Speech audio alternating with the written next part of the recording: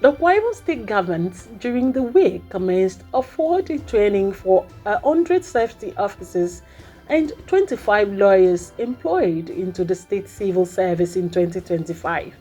At the event, which incorporated the induction of occupational safety, a department, and the office of the head of civil service at Rio, Governor Ino spoke of the need to enshrine the culture of safety in the state, explaining that safety was all-encompassing. Addressing the trainees, Governor Ino noted that it was the first time the state has established a functional occupational safety office and congratulated the inductees for going through the rigorous process leading to their recruitment as the first set of occupational safety officers in the state civil service. Members of the press, ladies and gentlemen, let me begin by congratulating you all for going through the rigorous processes leading to your recruitment as the first set of occupational safety officers in the state civil service. You belong to a crop of employees that will help deepen and consolidate our drive to engender occupational safety as a critical element of our governance culture. And that's why I have validated this training by showing up here personally so that no one takes it for granted. We have had safety issues all over this country.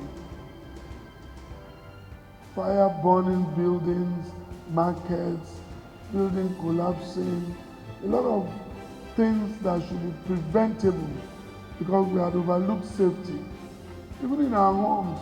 He mentioned that he expects all initial conflicts and bottlenecks, urging everyone to save their clear delineation of duty. The governor said he's looking forward to seeing their schedule of duties in the next couple of weeks, requested the commissioners to grant the safety officers unfettered access and give attention to safety in their various ministries. Whether we're working with our contractors on their safety kickoff meetings, whether we're going to site, whether we're going to MDAs, whether we're campaigning about safety in our homes, or whether we're going to secondary schools or local governments like Jane enumerated, I believe that each and every one must have their duties clearly defined. I look forward to seeing that schedule of duties in the next couple of weeks so that we are not ambiguous and we don't have crossing. It's a new department. We expect the initial flow or, but we believe we can quickly streamline all of this. For those of you going to the various MDAs, just know that you are the safety ambassadors in those MDAs. And please work closely with the various commissioners. And please, I request the commissioners to give them access.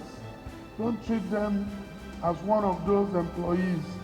Give attention to safety in your various ministries. In a welcome remark, the head of civil service in the state, Mrs. Elsie Peters, thanked the state government for hosting such training, explaining that our office works with professionals and experts on the subject from the Institute of Health Safety, Security and Environmental Studies to guarantee the integrity and credibility of such training. According to her, the objective is to ensure that the trainees receive the best occupational training and safety in line with global best practices, as well as getting to know the state public service rules and other service matters. Thank you, Your Excellency, for establishing the Department of Occupational Safety, which is the first of its kind. I emphasize the first of its kind in the state, following your vision for a safer workplace and creating a safety-conscious environment in the entire state, not just only in our MDAs. Thank you, Your Excellency, very sincerely for sponsoring, approving this training, and creating the ambience for it to be hosted here in Ibom-led. The event featured a keynote address delivered by Director, Institute of Safety, Health and Environmental Studies, University of Uyo, Professor Comfort Etuk. A little remarks by the Senior Special Assistant to the Governor on Health, Safety and Environment, Mrs. Jen Ufot. After the training, the officers would be deployed to all the MDAs in the entire state to replicate their training experience to achieve a safe workplace in line with a RISE agenda and world standards. According to Mrs. Udofia, their posting letter is ready.